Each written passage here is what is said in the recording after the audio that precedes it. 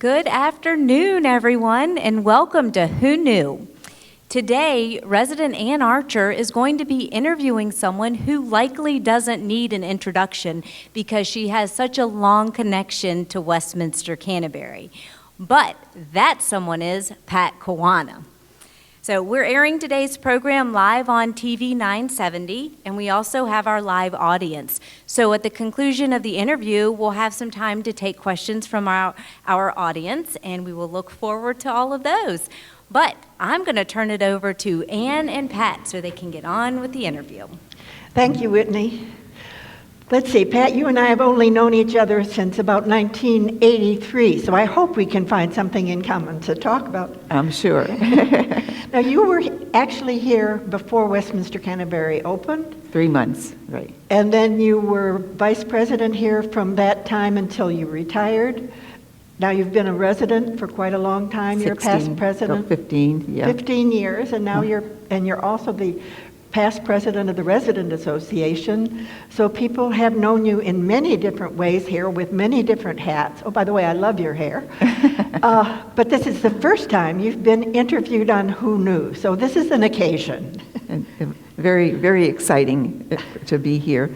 And I thank all of you for being interested to come and hear my story. So let's start with your childhood in New Jersey.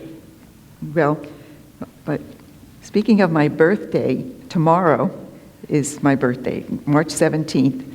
I was born in 1935, and I was the third daughter of 8 children, and my name had to be Patricia because my dad was Irish. My dad was Irish, and my mom came from French parents, and so it had to be Patricia. But they stuck in a French middle name, Pierrette. So both parents were happy that way. So we lived in a small suburban town called Belleville, New Jersey, and although my birthplace was actually Kearney, and I had 2 older sisters already, so I was the third one, and Mom had two more children before, so we were 5. We stayed in Belleville for about 6 years, and then by that time, Mom had 5 children already. So, backing up, when my parents got married in 1928, the first thing they wanted to do was to get out of the city and to find property in the country. So they would take Sunday rides with family, and they found this beautiful place, farmland with rolling hills and a hill at the top with woods behind it, and it was just a perfect view that you could see forever, and so they had to have it. They only wanted to buy a couple of acres, but the real estate said, no, you have to buy 14. So they found the money and they bought it. And so for years they used it as a summer place and vacation place. And it was without electricity or running water. And my dad was a contract builder, so that was going to be his hobby, was building the house on this wonderful hill, so for future vacations. So how long did you live in that house? So we moved to that house when I was about 6 years old, and the reason my mother that decided to move there, because my 2 older sisters in Bellevue were going to school, and they were coming home, and they were saying bad words, really bad words like hell and damn. And now, Pat, we are on TV. And maybe SHIT. And my mother would run for the brown laundry soap and religiously wash out their mouth with soap. And obviously it didn't take for you. And I was always mimicking my sisters, and I got a dose of it too. And so my mom didn't like the neighbor kids, and so she said to my father, "I think I would rather move to the country without all the amenities, and I can control my own, bring up my children the way I want to." So that's what we did.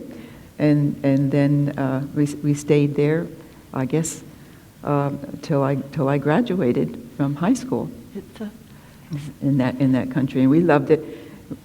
There's a certain amount of freedom in living on that much space, and Mom had 3 more children after that, and it was a full house. And every child, we had to add an extra room or rearrange where everybody slept. You know, we started with bunk beds, and then I think I slept in every room in the house at some point in time. Did you gradually get some amenities as your father added them? Well, it was so far up off the road that the electric company wouldn't give my dad a pole for electricity. And so it wasn't until I was 12 years old that they finally got electricity. But I don't know, if I was my mother today, I probably would not have done that, to have that many children and no telephones. And I mean, there was a community telephone. We had a battery radio, and we had all the. There was nothing we were lacking, because we had food, we had heat, and we had freedom, and the school buses would pick us up. And you also had dreams, because here is a picture of Pat, the little girl, already in a nurse's uniform, dreaming of what she was going to become later when you went to New York to nursing school. Tell us what it was like. What a change to go to New York from what you have been describing. Right. Well, I went to New York nursing school because I had when I got to be 12, I could get summer jobs so I could make my own money. And when I was 16, I ended up working for a convent of Episcopal sisters that was like 3 miles away. And they wanted me to get there at 7 o'clock in the morning on the weekends and serve them breakfast and then do a little housekeeping for them. And they knew in high school that I was a member of the Future Nurses Club. And the reason why, I always thought I wanted to be a nurse because I had so many little brothers and sisters that I had to take care of. And I thought, well, that's my best thing to do, besides helping my mother wash clothes. Nursing sounds like she said at 6 I would make a good washerwoman. But anyway, several of the sisters were nurses and had gone to St. Luke's, and so they were excited, and they were able to recommend me going there, and it was very, very exciting to be in New York and have the adventure. It was a 3-year nursing school where you got classes in the morning, and then immediately you went to work in the hospital, and as you were saying, when I was 4 years old, living in Belleville, my grandmother, who sewed beautifully, made me this little cape, and when I got to nursing school, lo and behold, part of the uniform was a cape, a nurse's cape. So I said there must have been some kind of destiny that made me come to nursing. Some kind of path. Yes, and I learned a lot.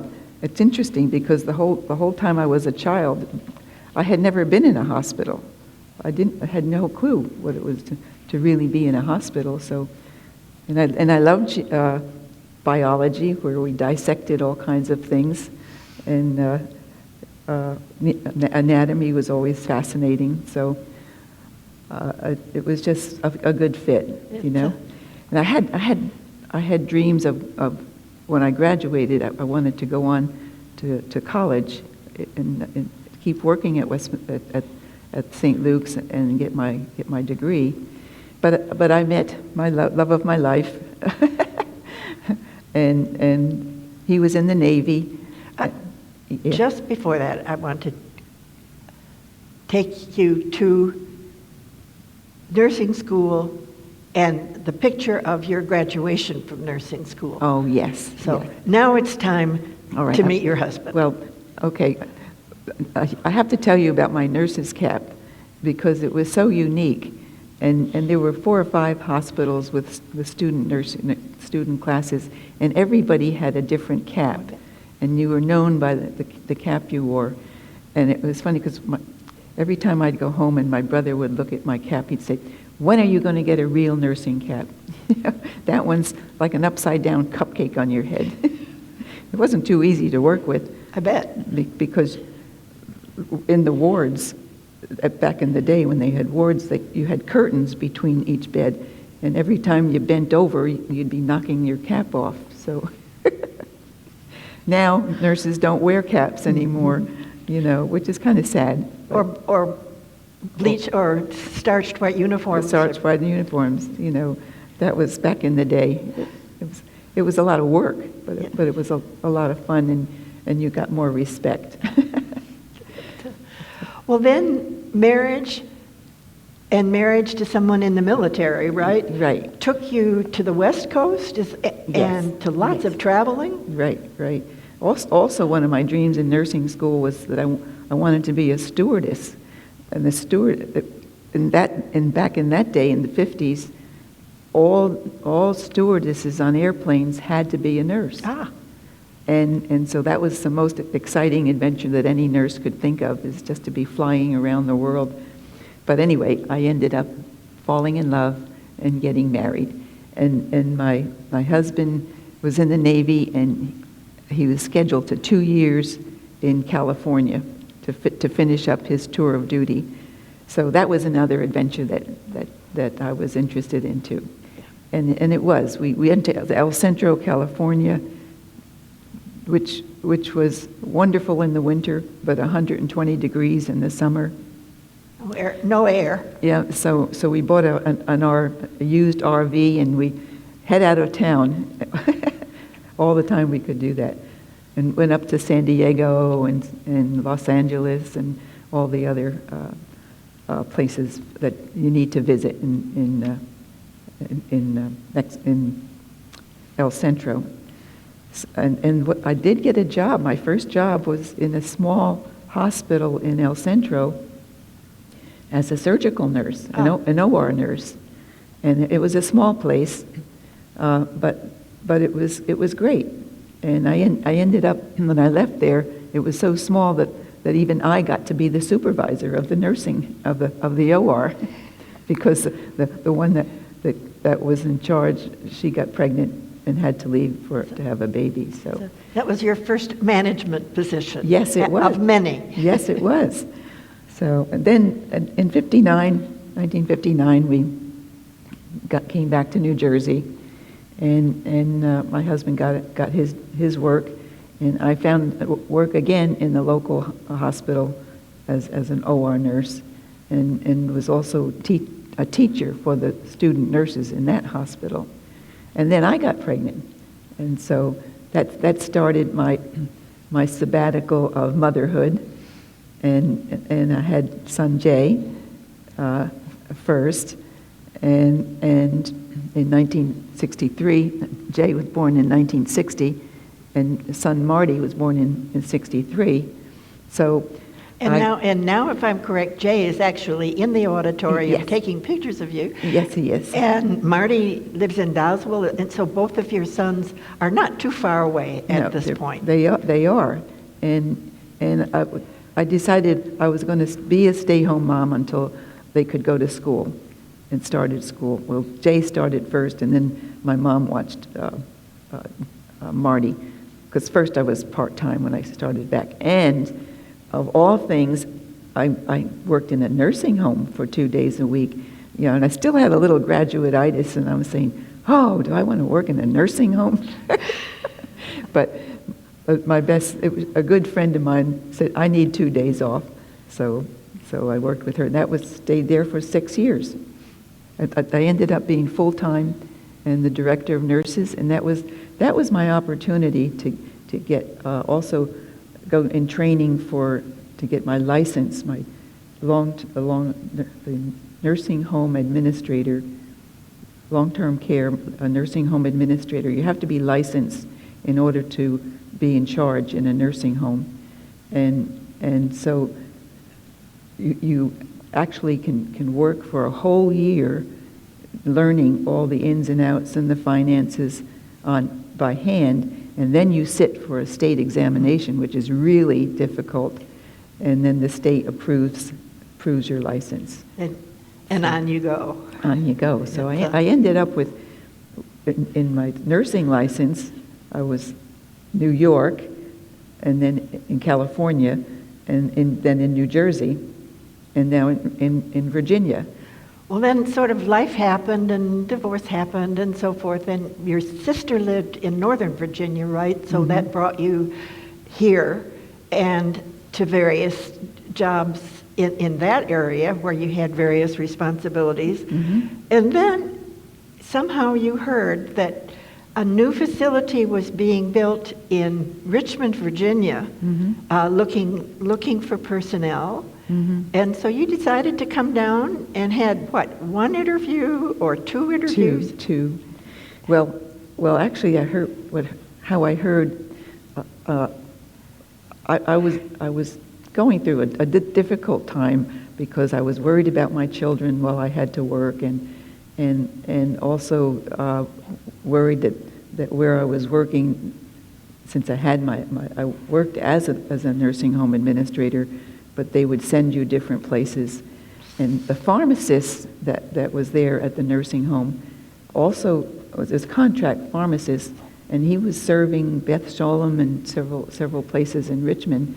And so he was up on the news about this church facility that was building a retirement community, and they were looking for someone who was a nurse and had their administrator's license. So he gave me the information, and I quickly made an appointment with Gardner Van Scoyac and had an interview, and with Gardner, and then Tom Robb was the administrator.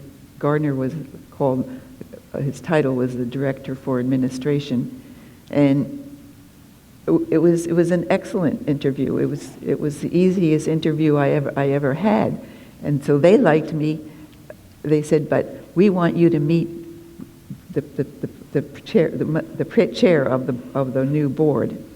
His name is Ed Gibbons, and that's going to be a really tough interview because Ed Gibbons is really tough. He's going to give you all kinds of hard questions to answer, and I'm saying, oh, brother." And so the sec came down and met Ed Gibbons, and he was just the most wonderful person, and we liked each other immediately, and so I was hired. It was like I was just meant to come here. I mean, it was whatever. It was a spiritual moment. Like, thank you, God. This is just where I want to be, and I knew Richmond would be a much better place for my children, and I wouldn't have to worry about being scooted off somewhere in a place I didn't like, Well, what were those early years like before the buildings, before even the tower went up? What was it like in those early days? Yeah. Well, the first 3 months, my first assignment was as an assistant, but my job was setting up the healthcare center, getting all the policies and the procedures and the furnitures and hiring staff and training. And I remember that one of the chair of the Health Services Committee of the new board was Edgar Fisher, and our offices were temporarily at Emmanuel Church Sunday School place. Right around the corner. Right around the corner. But we worked out of the Sunday school rooms, and Ed Gibbons and I were sitting on these little tiny kindergarten chairs going over policies, and we both had a lot of fun doing that. And it wasn't as much of a stress at the time because the theory was everybody is going to be well when they come in. They won't need a nursing home that soon. That was wrong. Because when the agreement was made for the Protestant Episcopal Church home, 40 ladies to move in, there were 17 that immediately needed nursing home care. So we really struggled and worked quickly and got the first floor of the healthcare set up. And then the other 23 were one of the first move-ins in the tower. And their house mother came with them, and she had an apartment, and she still mothered them and took care of them as well as our staff. So that was, and then that was 77, 75, July of 75, and it was August when the ladies moved in. And then the beginning of 76, Tom Robb became ill, and he wasn't able to continue his position, and so he resigned, and he was going to be the manager of the independent living, and so it was interesting because Gardner was already getting calls from Lynchburg and Virginia Beach To start other facilities. because they were so impressed with what the Westminster Canterbury was doing. They also got together Presbyterians and Episcopalians in Lynchburg, and they wanted Gardner to be their consultant, so they could Back during these years, as you talk about them, it sounds as if you all were having so much fun. Yes, before we opened the door, there were 10 of us that formed the new executive committee, and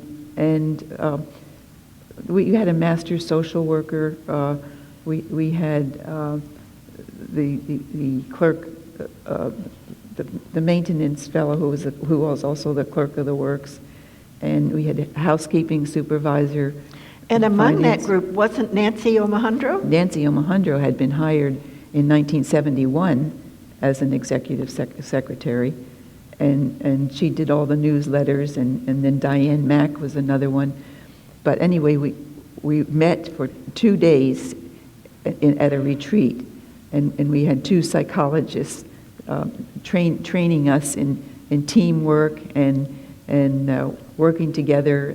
That was a lot of fun, but it worked because we were the closest team and collaborated so well with each other, and got things done. Yeah.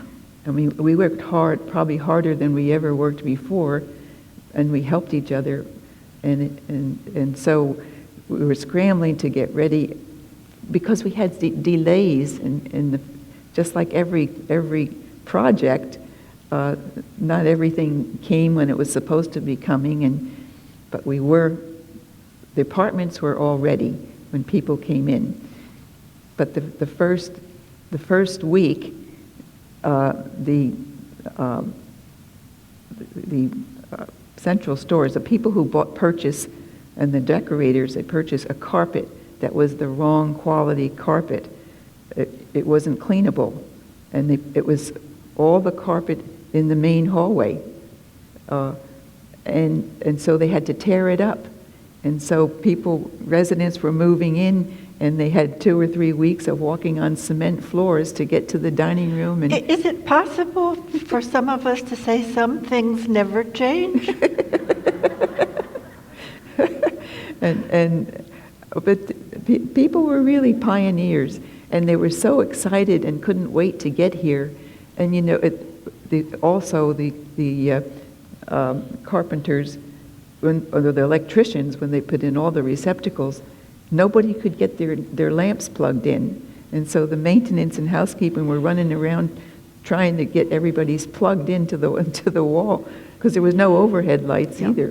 Yeah. So we had lots of fun with that, and the dining room furniture hadn't come yet, and so we had to hurry up and rent wooden tables and chairs, folding chairs, to set up in the dining room, And also the employee dining room wasn't finished. So our dining room, one side the employees were eating and the other side the residents were eating. And it was all cafeteria, like you walk through a line with your tray and the servers were putting on your plate what you wanted, and then you carried your tray to the table. This continued, actually. Well, until my father died here in 1999. That's right. And There were some tables, but most people wanted the cafeteria. yeah. Or were used to it, anyhow. And we had aides carrying the trays for people that had walkers and things like that. So it wasn't until 2005 when Don Leckie started chapter 2005, and everything changed at that time. But I've got pictures in the history books of residents all dressed up for New Year's in their jewelry and all their things, going through the cafeteria line for their dinner. So it was fun, and of course it was the custom that you couldn't go into the dining room. It wasn't the staff that made the rule, but men had to wear shirts and ties, and women had to be dressed up like they were going to church, I guess. It's like, Sunday that was a resident. A resident expectation. Well, let's back up from that to the Nate Bushnell years. Okay. And all the things that happened when you were vice president and Nate was president, and well, actually that's sort of when I came on board, and during the building of the new healthcare center. Yes, and actually when Tom Robb resigned and Gardner had many appointments out of the facility, before Tom Robb left, he really wasn't a manager type person anyway, and so he got my title changed from assistant administrator to associate administrator, and at that time I began to move over into supervising resident services, health services, the whole shebang. And those larger departments were called divisions. So the CEO was an administrator, and I was the associate administrator, and then, but see, the board wasn't a chair, it was a president, and used those terms. But in the early 80s, the board decided to be a chair and a vice chair, and so that made Nate Bushnell president and me vice president. So it was it's the same job, but it just involved, and the division directors were fine people. They knew what they were doing. It was not hard for me to manage them because we all worked together. It was still a good team. So now Nate Bushnell was hired in '77, and in terms, Nate was a businessman, and with two ministers having been in charge in the beginning, they were managing well. Goodwin House had been built and managed that way, but Nate recognized he was a hospital administrator, and he knew that there were things that had to be done in order for Westminster Canterbury to survive financially, because at that point in time, a lot of the facilities in the Midwest were going bankrupt, and people were losing their life savings because of poor money management. It was discovered that retirement communities are an insurance product. They're not just a regular business because of the people living in them. And so Nate also had built a hospital in Martinsville with all private rooms, and he knew that was the way to go. And so that we embarked on 158 private room nursing facility, and then that let the old nursing home become the assisted living place. which we were having more of those issues. And so I worked for Nate 10 years. So Gardner 3 or 4 years, and Nate 10 years. And then Nate retired, and Tom Cunningham came. Before Tom comes, let's talk about childcare coming and Oh yes. all the things that you all got started during that time. That's true. That's true. Child care had been on the original plans with Gardner and the early board, but there was never any money or space.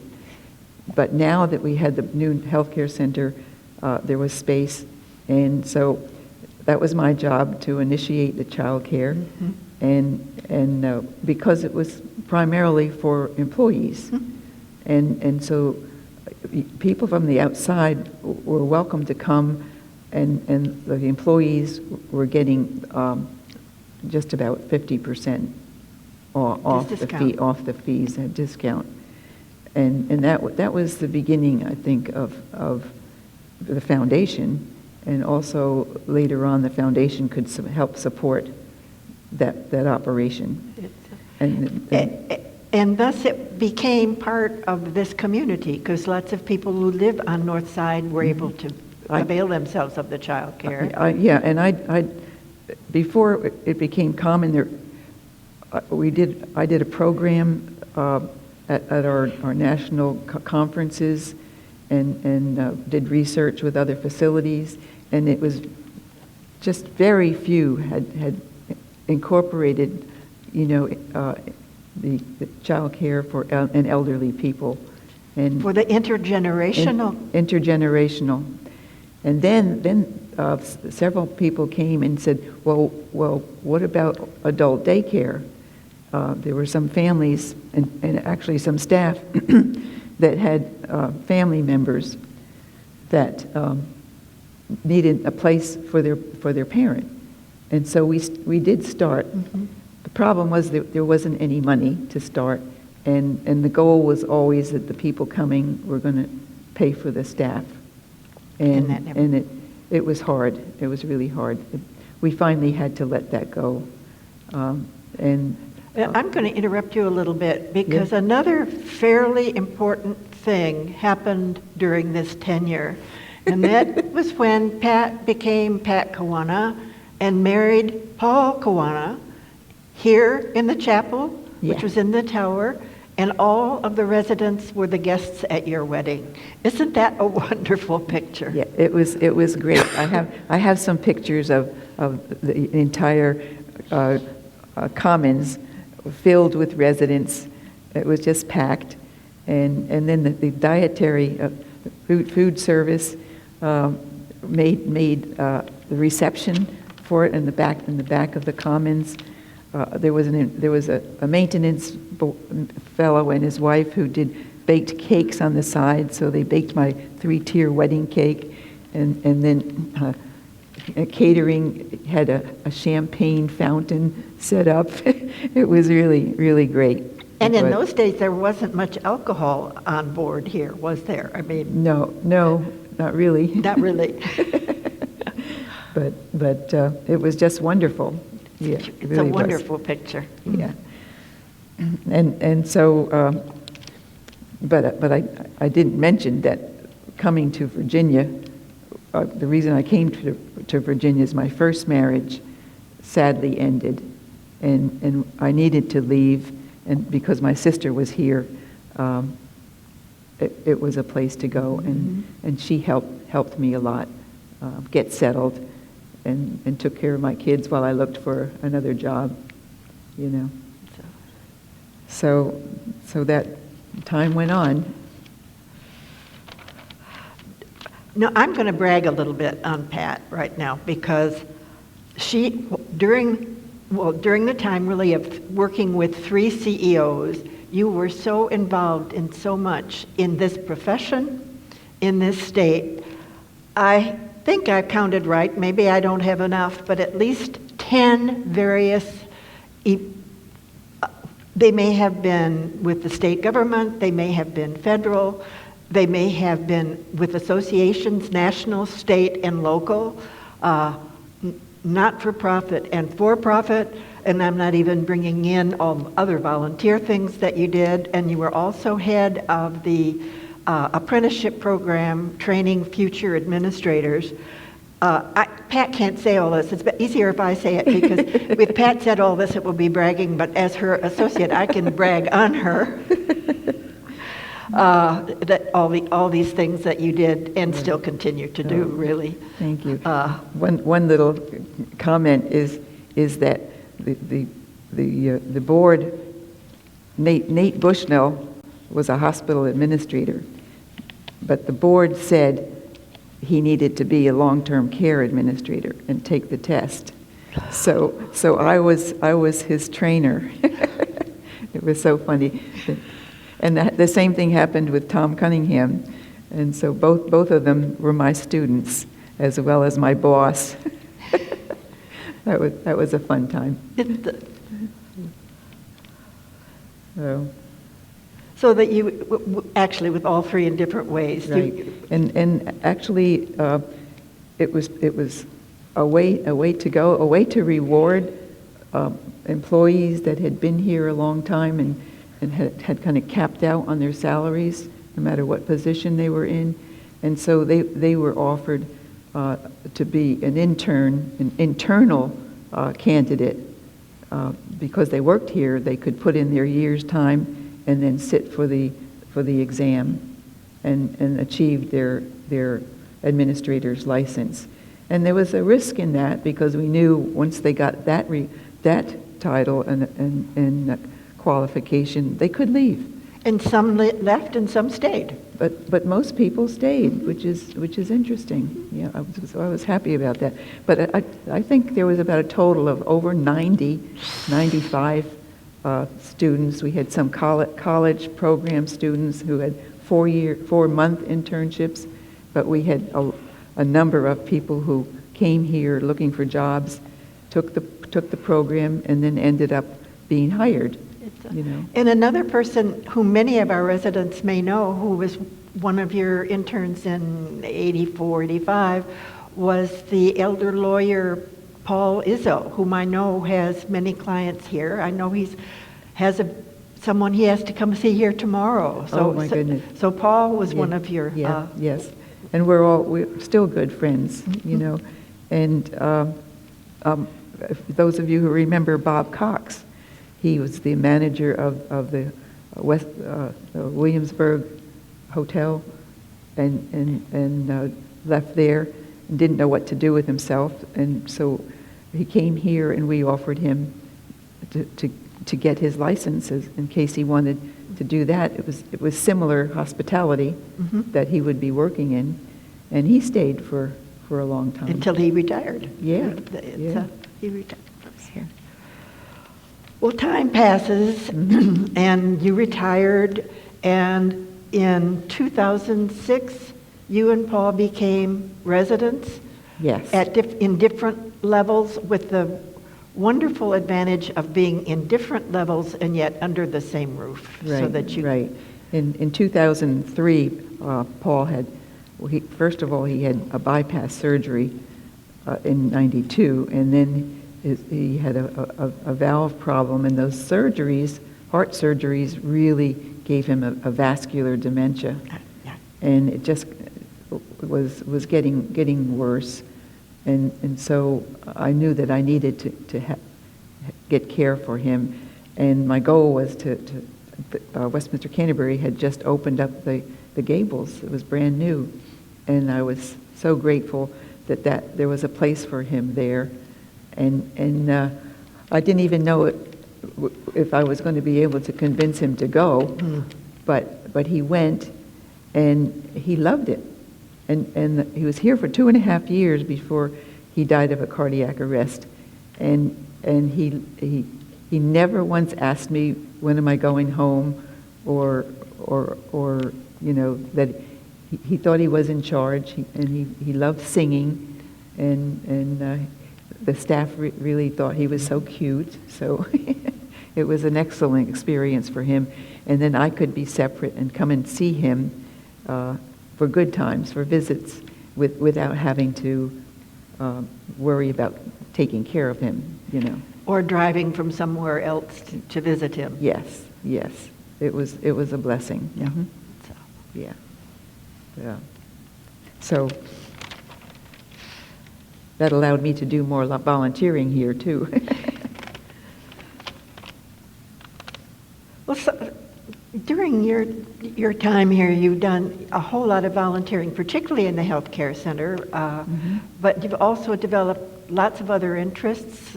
You're a photographer. You're a member of the photography club. You were a member of the writing group that met in Connie Sirota's apartment Yes. for 10 years. Yes. And you've done PowerPoint presentations on the history of Westminster Canterbury, and your Bible class meets weekly. Weekly, yeah. So that you're also, I think, on at least one task force for future planning. Yes. Yes. So you keep, Communications. and you're still, let's see, Bob Kluel says he's the past, P-A-S-T, resident of the Resident Council. So you're the P-A-S-T, past resident of the Resident Council. They should have an emeritus level. Which kind of brings us to the present, because we do want to have time for questions. But let's finish Okay. with here is Pat on the cover of 50 Plus magazine, which everybody's looking at now. And Pat, I know you have some final comments you want to say. That was a very exciting event. That I was working on the 2000 project, which was not a happy project, because all the windows in the tower had to be replaced. I remember. And it was really one of the roughest projects for residents. And my main job, working with Bob Cox on this, was resident relations and holding hands and reassuring and coordinate, making sure that the communication was there. But my retirement, it was supposed to be finished before I retired, but actually there was delays and windows arriving and so forth. So I did retire at the end of 2000. And then all of a sudden, before I left, the magazine, what was it called? 50 Plus. 50 Plus asked me for an interview, and they did another story of my life, especially about Westminster Canterbury, and they needed to take a picture of me in a hard hat. So that wasn't even the construction company that was here, but it was the only hard hat I had. And what were you wearing? You were wearing a jumper, bright red or coral Dress, yes.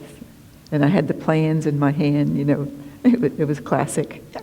So, but I, as Ann said, my reflecting on the past 47 years, I really am grateful, you know, for all the 25 years that I worked here, and I always felt spiritually guided right from the beginning, since I came here, that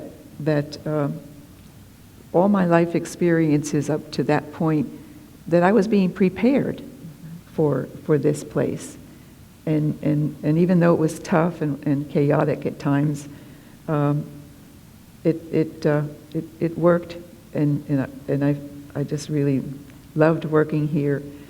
And there were so many people along the way in my life that, whether they knew it or not, they influenced me in my decisions.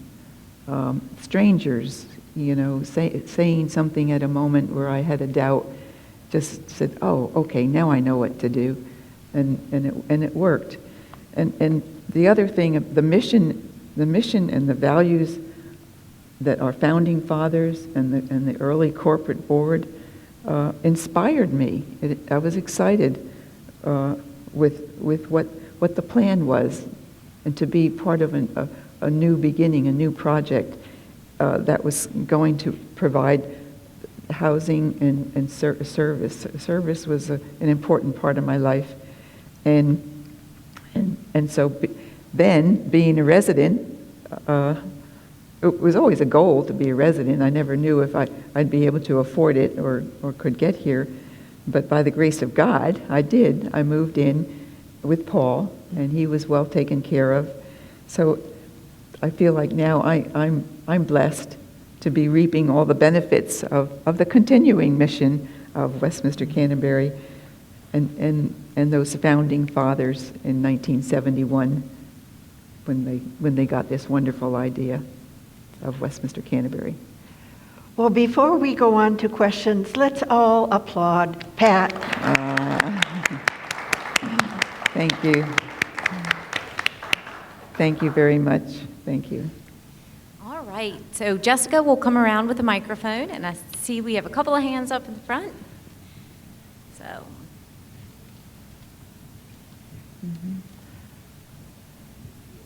She's got her walking shoes on. She's a-coming.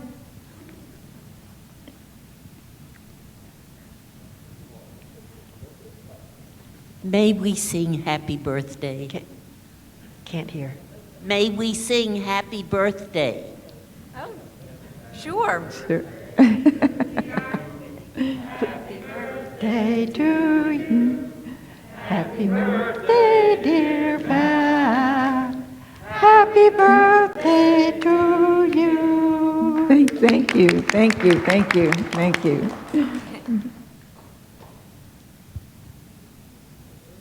Pat, with your long history and all the unique things that have happened to you, looking toward the future, what do you think the greatest challenge is for Westminster Canterbury ahead of us? Well, I hear a lot about size and people who like things to stay the way they are. I think it's relationships and keeping with the mission that we started out with. And we've grown so much, even back since 71 or 75 when we opened. And the larger you get, the more you lose the continuity. I know so few people in the courtyard or even in the garden apartments. So communication, but in spite of that, we do have our own little family units. I mean, a hallway is like family. And so you have these microcosms of groups that are small and do get together and reach out. So I hope that this project is going to end the expansion. I know we're built so we can take care of that many more people that are coming, but I'm hoping that will be sufficient, and we'll keep Westminster Canterbury on top of the game and creating new programs. I mean, technology has made it so much better. When I compare, we had no computers, no cell phones, and the TV 90 was only for church services, and look what it's become now. And I mean, the staff we have then was creative, and we grew, and I think the staff we have now is selected. I think they are led. I think the Spirit is leading people here that are going to contribute. Pat, I hadn't lived here very long when someone knew that I had grown up in New Jersey. And so they said, well, there's a New Jersey group. And I guess I got in touch with you. I don't know. But that was where I first made some friends. And I don't think there's any other state here that has a group. Did you start that? It was a joint effort with another resident. She was new, and we were all asking each other about where we came from, And we found we each had new people. We ended up with 18 people from New Jersey, women, and we decided to call ourselves the Jersey Girls. So we really, COVID kind of stopped our communication, but we hope to get back together. And we were having people that drove through New Jersey, and they'd say, "Can I come? I drove through New Jersey."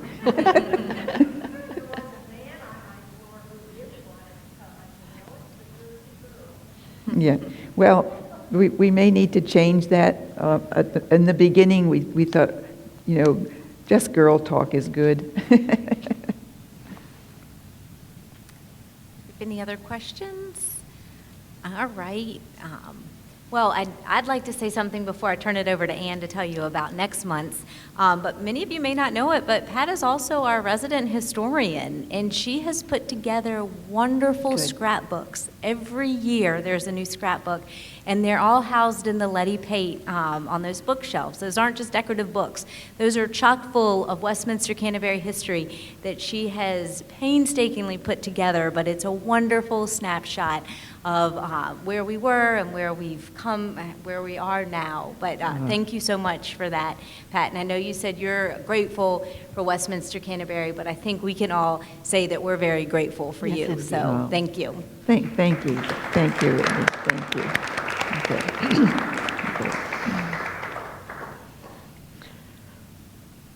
April is coming. I really believe that. I hope you do too, after the winter and spring that we've had. So that on April 20th, which is again the third Wednesday of the month at 3, Susie Frazier will interview Dr. Eugene Trani, about the formation of himself during his youth. That's not a very good way of saying about his formative youth, his presidency of VCU. Evidently, he's going to talk quite a bit about basketball and many of his other interests in his life and residency at Westminster Canterbury. So that's April 20, 3 o'clock, Wednesday afternoon, live and on TV, Dr. Trani. Pat, thank you so much for today. And thank you for letting me come. Thank you, everyone. Thank you.